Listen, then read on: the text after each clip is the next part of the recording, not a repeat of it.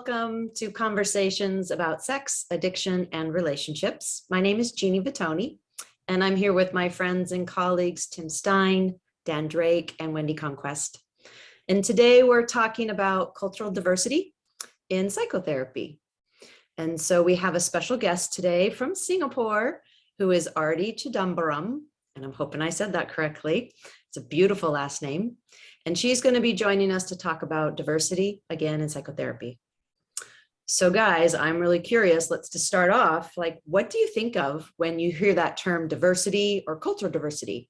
And let's help narrow the field, perhaps.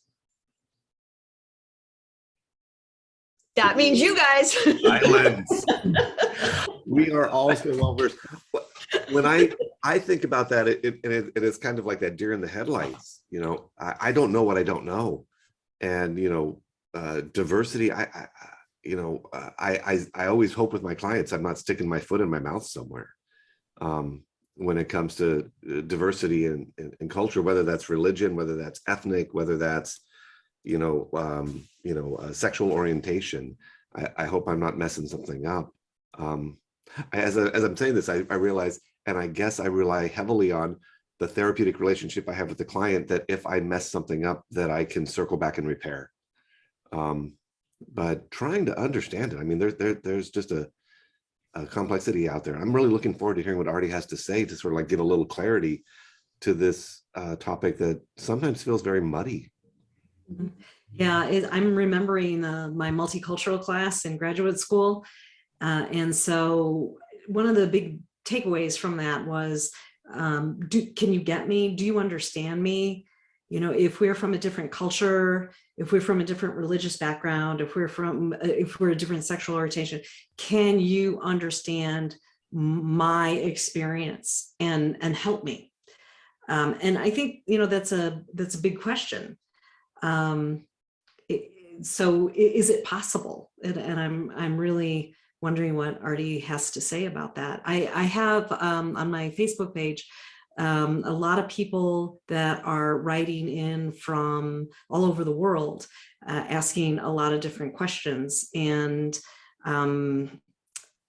I try to answer, holding their different cultures as best as I can. But a lot of times I'm asking questions about them, to just even get a little bit of context before I can even begin to answer.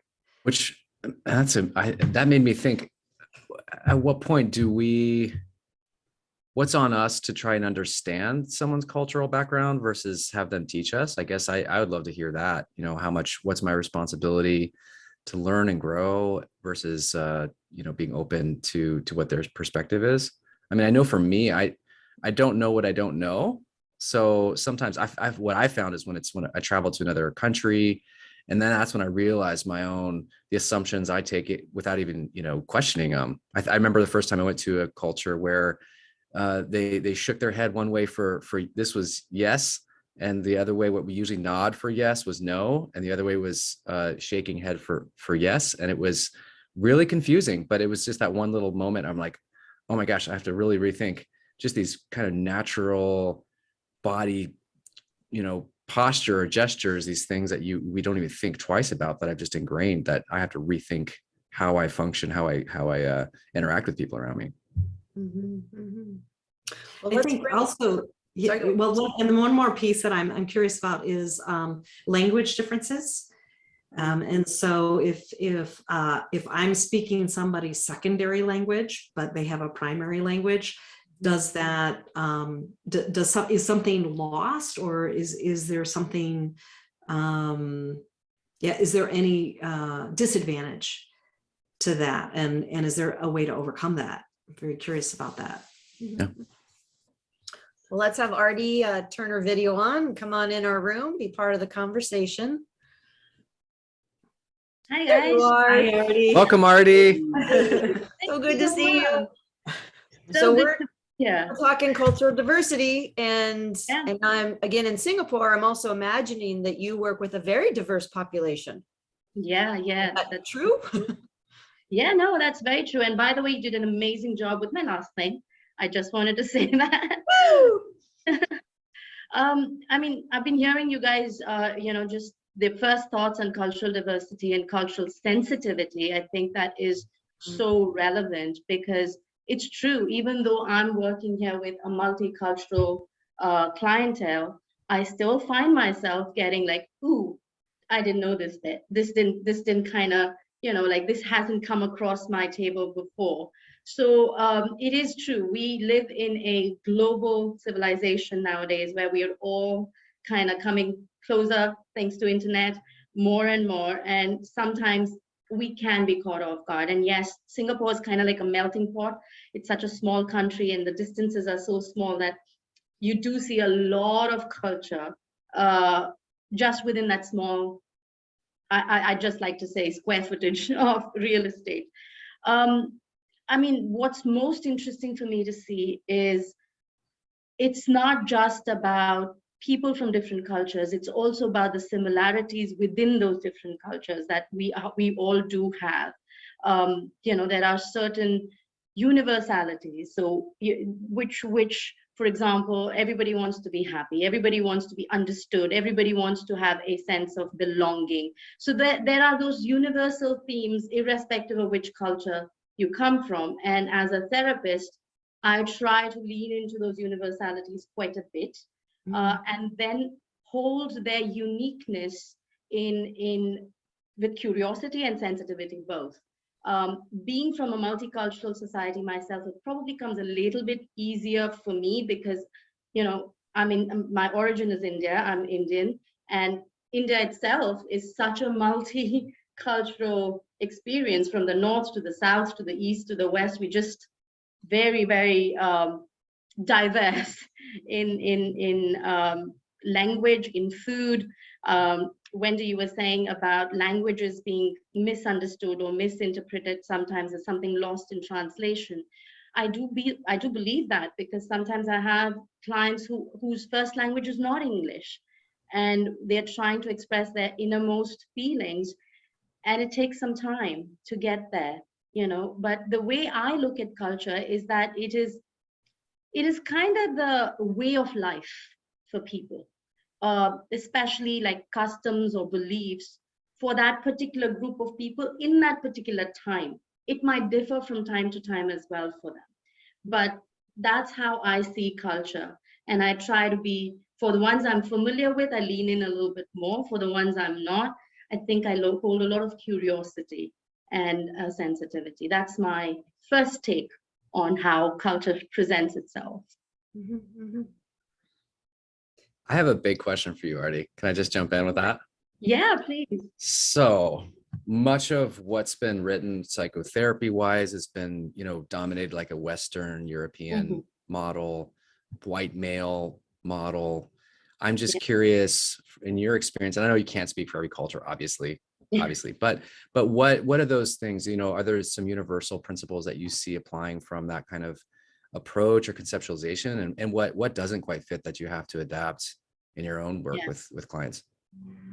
Yeah, you're right, and it's sometimes a struggle because let's talk about the things that are universal. Like I said, the first part of empathy or sensitivity or wanting to understand, which if you look at the Rogerian way of working, that's your client-centered approach, right? You kind of unconditional acceptance, and that is brilliant because that helps us lean into this universality of wanting to help our client, wanting to relieve or help them through whatever stressor or anxiety or issues that have brought us face to face in a client therapeutic relationship. But the challenge becomes when things that are, for example, the psychosocial stages of development, for example, which the Erik Erikson's way of moving through people's personality development might not necessarily fit into, say, a culture which has a lot of intergenerational coming together, collectivism, where it's not as individual, where you have to adapt to the fact that there are joint families where people live together, where Mums and dads have a little bit more say even in adult children's lives and the grandchildren's lives, and how does that translate? So if I were to simply go from, oh, your family of origin versus your your new family, you guys need to have a complete divide and you guys are a different entity, that might not sit well with their culture, and that might actually create an identity crisis for them as well, because it's so rooted to be part of a collective in the Asian or the more Eastern kind of thinking. It's difficult to just kind of adapt a complete, oh, this is before and this is after kind of a situation for people who have been entrenched in a thought process of we are all like families, part of before, after, and in between everything. So it's difficult to just do that That's without.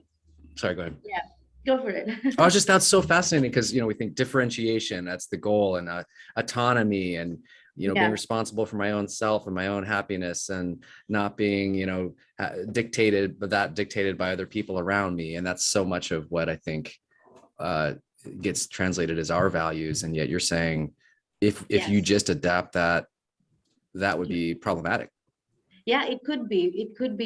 And the one thing, since becoming a psychologist, you also become more observant and you look at social rituals slightly differently. So if you go to, for example, an Indian wedding, you will see that it's not just about the bride and the groom. Of course, it's them, but there are rituals, there are Sanskrit mantras that are being spoken for the father to have a role and the mother to have a role and the brother to have a role. So it's like the entire family system comes together to support this particular relationship, to keep them in that matrimonial space and support them in times of stress. And so a lot of those promises given that the families are coming together. It's not just the bride and the groom that are coming together. So it's that collective notion. So being extremely individuated and drawing too stark boundaries might be very difficult for them to really understand and not have an identity crisis or value crisis, actually. So it's interesting. We did an episode on enmeshment. And so what's in my head right now is for some cultures it's like, no, that's not enmeshment, that's the way we are, right? That's so of course I'm going to be really, really connected with my kid and be so it's interesting. It's very interesting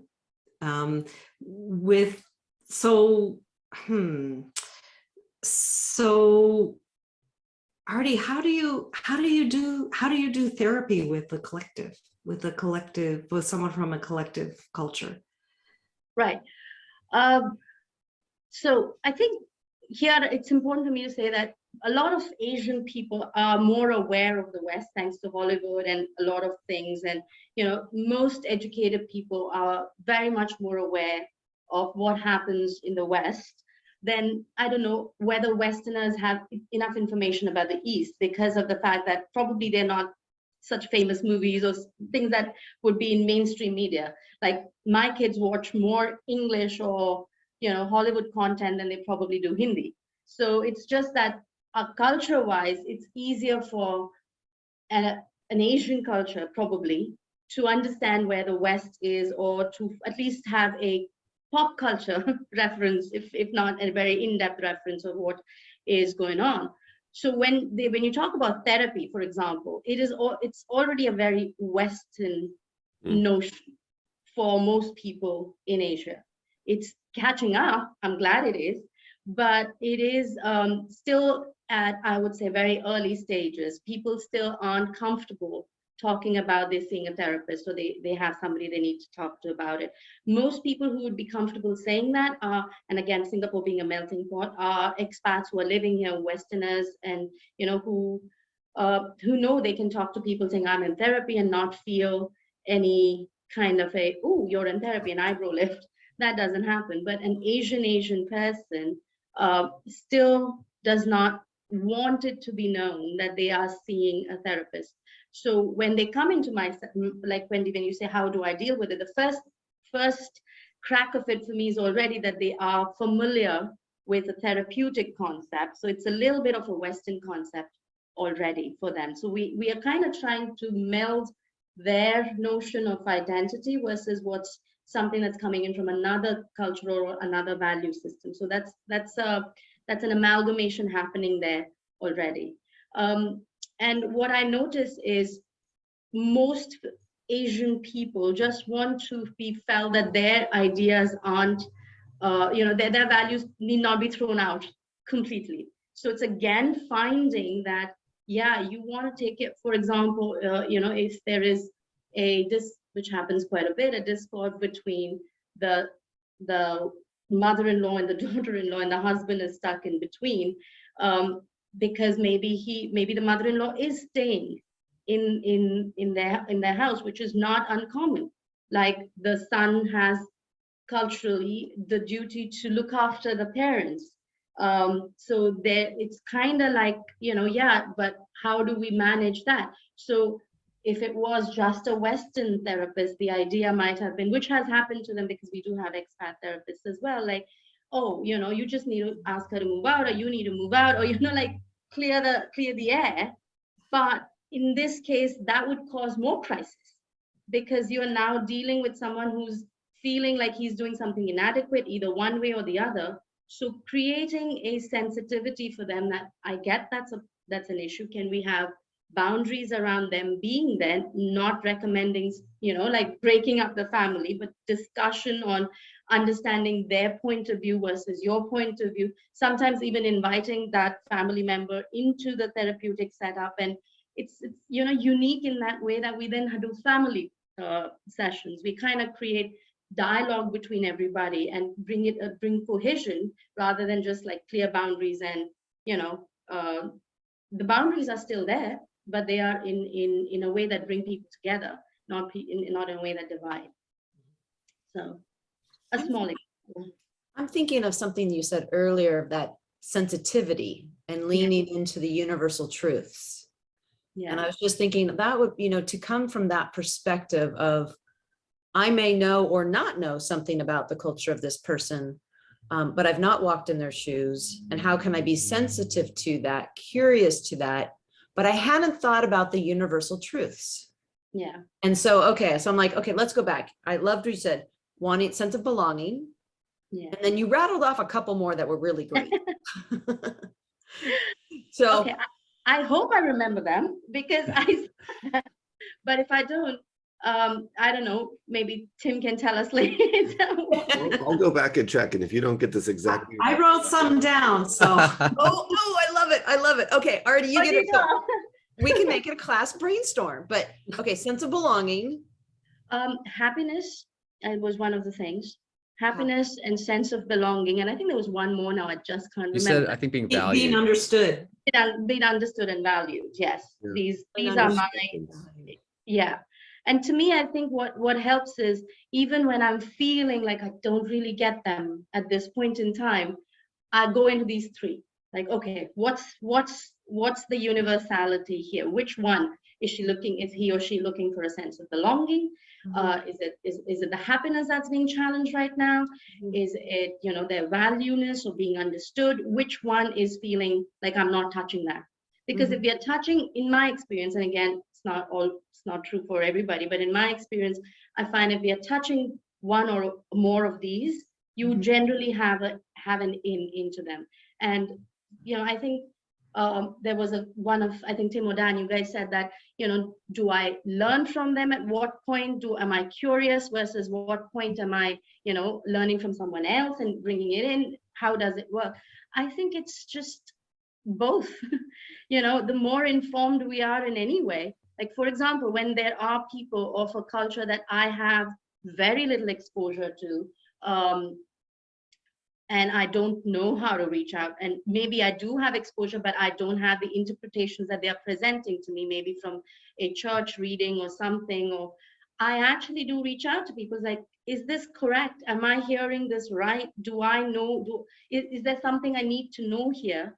Because while this person is holding on to, say, this particular reference from this particular holy book or whatever, is this interpretation the only interpretation? It's also interpretation. It's also, some people think, especially when it comes to religious pieces of the culture, there's a lot of interpretation involved. A lot of, it's written, but how do we understand it? And I say, if I'm not of the faith, I don't want to make that leap that you got it right or wrong or whatever the case might be. I would ask someone, and I might even say to them, why don't we talk with someone who has had a little bit different experience about this, and help them maybe relieve some pressure that they might be holding, maybe because their teachings or their faith have got them in a particular stuck position. How to get them unstuck from that position, because we have moved away from those universalities. How do I bring them back to that Right. sense?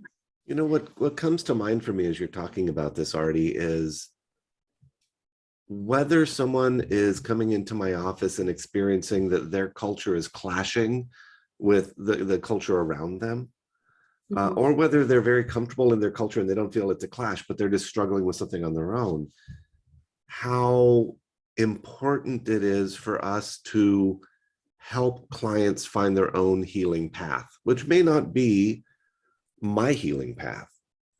And balancing that, yeah, I've got knowledge and I've got information and I can nudge and push and maybe suggest some resources, but how important it is for me not to, and I think this is something that we try to do as therapists all the time. I'm not going to impose my value system on my clients, but how important it is to help them to find what their healing path is. And if that's, talk to somebody from your culture around other ways of thinking about this, or whether that's just helping them to explore where are they feeling stuck. And like you said, those universal desires or experiences or values or whatever it is, that there was a great word you used and it's not in my head right now, but helping people to find what is their path forward to healing, not the path forward that I think they should take, which is going to be culturally biased from my own perspective.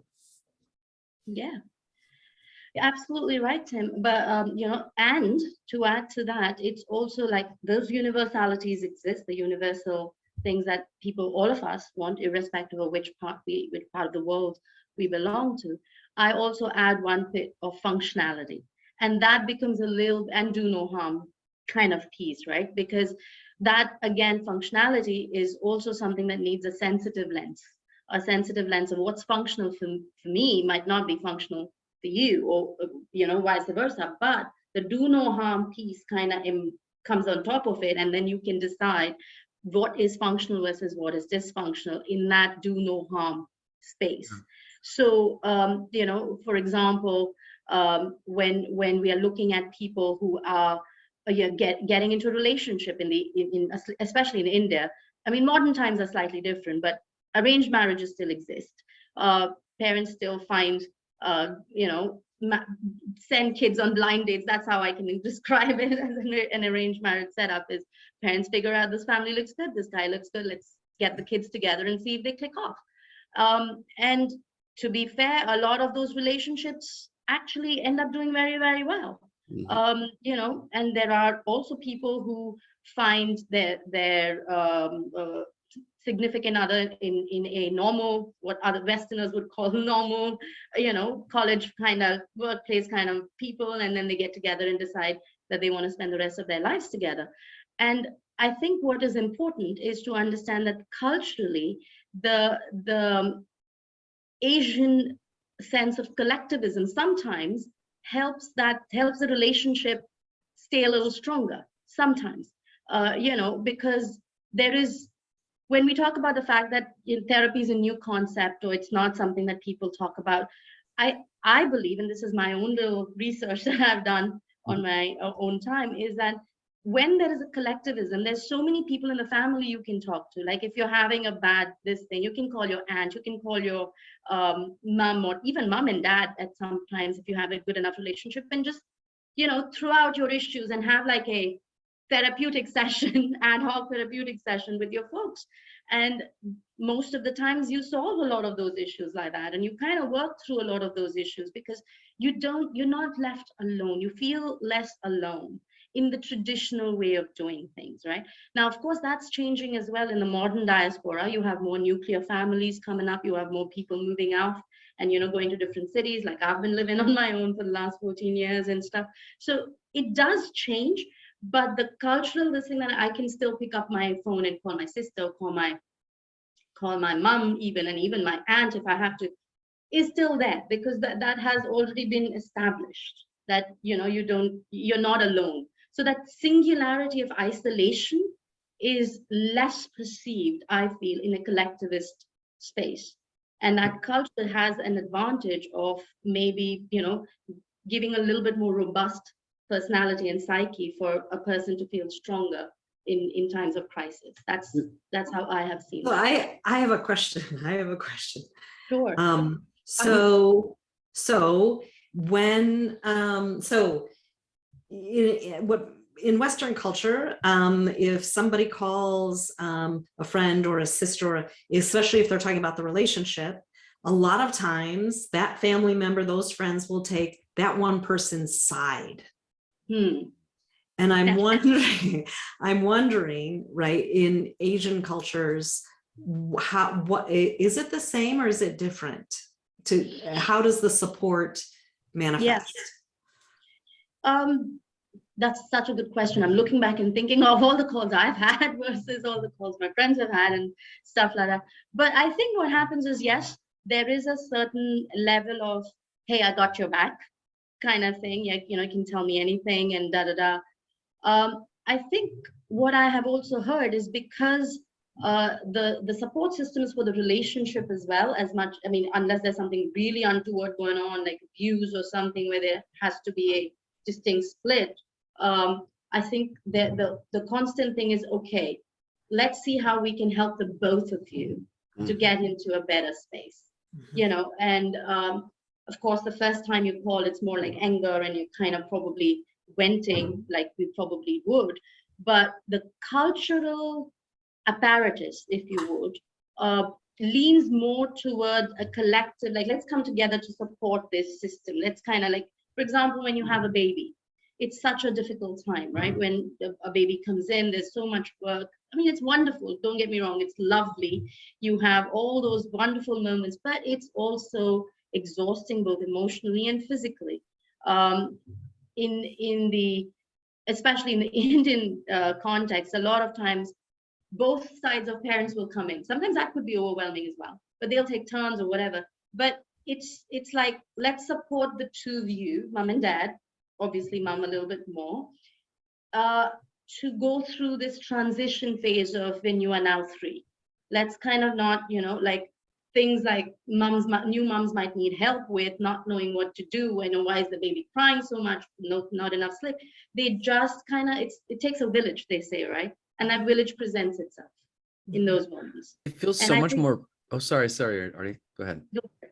It just feels so much more rooted. Like there's this, and I feel like the wisdom that can get transferred that way versus, I'm going to do it all myself and I'll Google something and I'll figure it out. And, seems like there's so much connection with the past and history. That's so much a part of it. It makes me think too, this idea of how I see relationships would be different from a collectivist culture too. So, I think of the Western notion of a relationship where it's a feeling, it's a romantic fairy tale. And maybe when the feelings start changing or dissipating, now it's time for me to cut you off and find someone else that's going to make me feel better, versus I'm rooted in this. I'm a part of a community. I'm part of a family now. And it's not just me and my own happiness. Now I'm actually a part of a system. And I could see how, there could be problems there too, but I could see how there's also, I think from my own experience that when I got married, I had feelings, but I also, I was very clear. I want to have, I'm committed.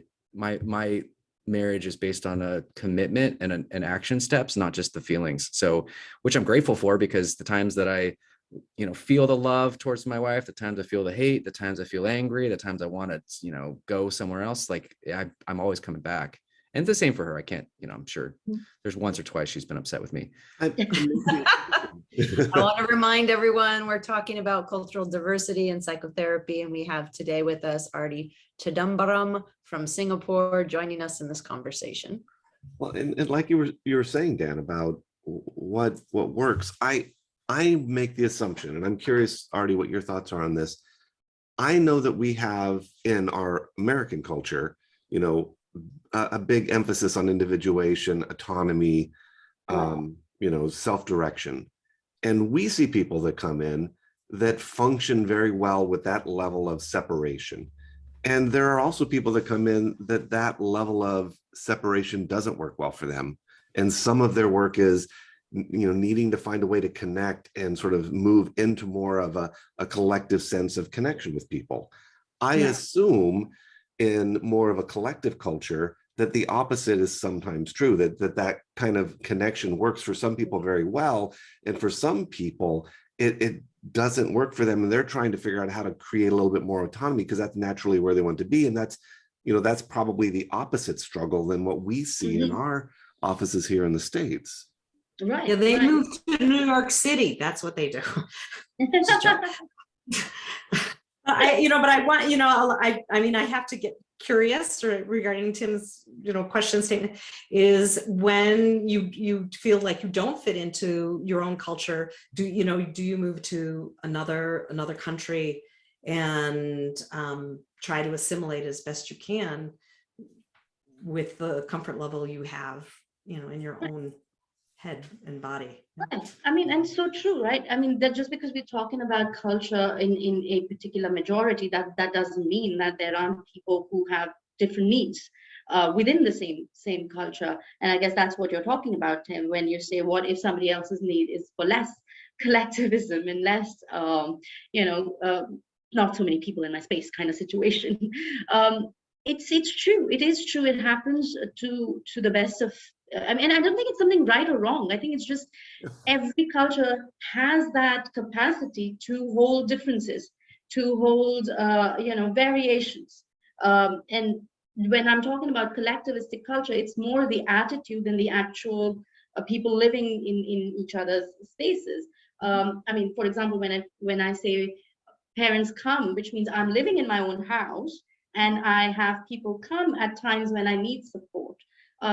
It's not that we are not always living in the same generational house. Sometimes, yes, when they are elderly parents, for example, if there's a son in the house, the general idea is the son is the one who looks after the retired elderly parent, which means the daughter-in-law is also part of the caregiving for that particular person. But if that's what you have seen happen, like if I've seen my uncle is the only male in my family. He's taken care of his parents. My husband's idea is to take care of his parents. One tends to say that you've been seeing that, and that doesn't feel off. That doesn't feel like you're kind of chafing against something. It just feels like, yeah, that sounds good. But individual differences can still be achieved within the space that you are in. Like you're not joined at the hip in a sense. You have them as touch points. There is a lot more interaction and advice is given, and at times like a transitional spaces, you have more access. But everybody decides how they talk about that collectivism. It may be that two people, families just kind of taking two apartments in the same condominium or something, and they're just nearby to each other, but they're there knowing that they're around. Sometimes they even are in different states because the son's job has taken him somewhere else and they're not in the same state as they are. But there is an idea that there'll be a lot of visitation back and forth. There'll be a lot of that, it's not out of sight, out of mind kind of situation. It's more, we find our balance where it feels good. And, there's always room for negotiation. That's the way I look at it. It doesn't have to be a one size fits all. We all understand that some people will be okay with more time, more space together. Some people will not. But the viewpoint overall is to not feel completely separated from the family entity or even the family of origin entity. So that's the general consensus that you see. Like, for example, here in Singapore, I see this quite unique but quite nice thing that I see, that both parents are working. And a lot of times the grandparents are the ones who are dropping the kid to kindergarten and picking them up, and then the parents will come back from office and pick them up and take them to their house. So they're not probably living together, but there's that touch point on a daily basis, where the kids are and I don't know if there was this research, I think a couple of years ago, which was in this part of the world, I don't know if it was there, that kids who grew up with the input of grandparents have a lot more stability and a lot more connectivity and identity to themselves. So, that's one thing that is good for children to have a lot of that. They'll tell them the stories of the yesteryear. They'll tell them the stories of, how things were, and you come from this family and so they give them a lot of rooting and a lot of orientation, which sometimes when you're in an individual culture, you feel a little adrift, like where do I land? Where am I? And that, I think, is provided a little bit more, I think, readily when you're in a collectivist culture, is what I'm thinking. I don't know what you think about. I was thinking about, the American culture is such a mix of so many cultures. Yeah. We're such a large body of land. And while we're a new nation in comparison, there's a lot of variances in our country and self. And so I think back to that sensitivity, yes, of understanding that you may not understand the cultural beliefs, rituals of whomever is sitting across from us in our office. And I would also say, because we have our Native American population, and then the rest are this immigrant experience, depending on where you are in that, but very first came over. And so I think the immigration generation, which level are you of when you arrived in this country, and the assimilation or not assimilation? So I think America in itself is such I just want to be, such a mix of folks and beliefs that I want to encourage the sensitivity piece. I'm just thinking of all the different people I have had in my room, and really that sensitivity and that curiosity, and here's what I know and here's what I don't know, and how is this for you? That's really one of the main messages. Do you feel understood and cared for by your therapist? Yeah, so true, so true. Hey, Aarti, what are the significant, frequent, or obvious missteps that let's say, what are the huge mistakes that white male American therapists make when they're working with someone walking their office from another culture? Before we get, can we say like top 10 don't do's, no matter what gender or ethnicity you might be, or religion? Top 10 don't do's. Wow, I'm just thinking, I don't think I have top 10. I think it's just top 3. I would go down to, I think it's as you said, Jeannie, it's for everybody. It's for all of us, right? Like, we have certain tools and structures. Say, for example, if we are looking at, and this particular example comes really forthright in my head, is it was somebody who was working in our office who was not of Asian descent, and we had somebody who was struggling with addiction, alcohol addiction, and the wife was here, and they were Indian, and this person who was of non-Asian, the therapist, was in all good intentions said that, well, you need to ask him to move out of the house, you need to ask him to do this, you need to ask, like, she was doing what was protocol, right? She was not doing anything untoward, but just kind of trying to empower the partner to get him to take it seriously, like, like, what are the consequences if he has a relapse? That kind of question was going on. And this partner just broke down. She just had a complete meltdown saying, I can't do that. That's not my culture. I can't do that. And they were also supporting the husband's widowed mother in the house. So that was like, throw him and her out. You're not there to take care of da, da, da, da, da, da, da, da, da. And that was my first, like, whoa, this is a cultural mismatch right here, right now. I obviously heard about it after the fact, when that person decided to shift to somebody who was not non-Western and talk about it differently. But I don't think she did anything wrong. Let me just put it out there. I think it was more that culturally, this was very difficult for her, because a lot of her identity is to be the, the wife and the lady of the household, which means that it isn't this tuck, tuck, tuck, tuck, tuck, tuck, tuck. It is about creating understanding that how, and it was really about what is it that she can do within that, which does not make her uncomfortable, just does not go around her value systems. So not looking at, you need to do this, you need to do this, you need to do this, but looking at what can you do within your space. So obviously him having relapses or not going to therapy is difficult. So what are the things that you can find that you can do? Creating more actually stability within the household, because the mom actually was on the side of the daughter-in-law. So they both were able to support each other at this particular junction. So that was a unique strength or a unique tool that presented itself, which would not have been available if they had just kind of moved their separate ways. So one of the maybe top don'ts might be looking at curiously what they find themselves capable of doing within their cultural context, not being less like you have your structure and let's go through it. The structure might need to be molded or tweaked to fit the cultural space that they found themselves in. So that would be actually that's the only thing that I'd say. There's no top 10. That one thing probably will help us go through the 10 things. Which I guess is an attitude of humility and openness and learning, and that we're really trying to understand someone else's perspective, put ourselves and try to not, learn where our own blind spots are and not impose our own stuff, which we all have. We all have a way to view the world, but try to keep expanding that. That's what I'm hearing as a critical step for us to do. Yeah. There isn't a situation I've thus walked in and said, I know this, I got this.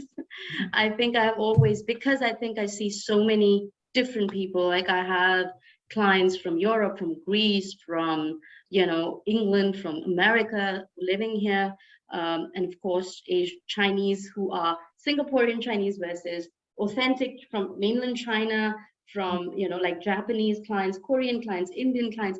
It's just I find myself constantly fascinated and learning in each session and listening, really listening to when they're saying, I can't do this. What's there? What's that? Is that a value or a culture piece that's holding them, and trying to have sensitivity to that? And if it's sometimes it could be a dysfunctional conditioning that has happened to them, then we talk about that a little bit more with curiosity and saying, is that truly the culture, or is that something that has been interpreted? So it's really about really being curious and humble. I love the word, Dan, humble, to not have all the answers. We don't. There have been times like, I don't know where you're coming from. Can you give me some material? Can you help me read up something? So they would provide that for me, and vice versa. We kind of keep that education piece going as well. But I like what you're saying, Jeannie, because it's totally about not having any assumptions in that moment. Just having your universalities down and helping them get there as to the best of their abilities and yours. Which is, again, so fascinating to talk about universal. One little last thought that I had is around, in all these outcome studies of what makes therapy effective. Almost always, no matter what the treatment, whatever kind of theoretic orientation I come from, what my modality is, universal is, does my therapist care about me? Yeah. Right? Like, it doesn't matter the intervention. So you talk about the universalities, and it makes so much sense that is so human and seems to transcend culture. Yeah. What's the client's perception of the therapeutic relationship? Absolutely. Well, Aarti, thank you so much for being here. We've really enjoyed discussing cultural diversity with you. And I think we've had a beautiful, full conversation with nuances. And so I just want to also thank our audience for being here and sharing the experience with us on conversations about sex, addiction, and relationships. We'd love to see you soon.